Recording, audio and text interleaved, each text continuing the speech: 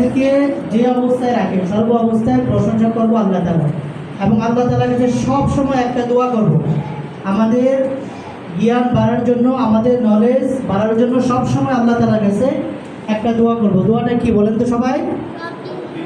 রব্বি জিদিনি ইলমা, রব্বি জিদিনি ইলমা।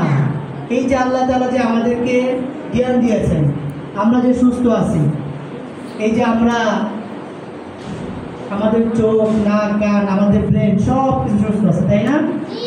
এরকম আমাদের মতো অনেক মানুষ আছে যাদের হাত, পা, চোখ, কান সব কিছু ভালো, কিন্তু তার মেমোরি লস, মানে তার মেমোরি কাজ করে না, তার ব্রেন কাজ করে না।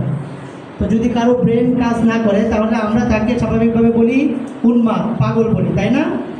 তো আল্লাহ তাআলা তো আমাদের ব্রেনকে ভালো রেখেছে, তাই না?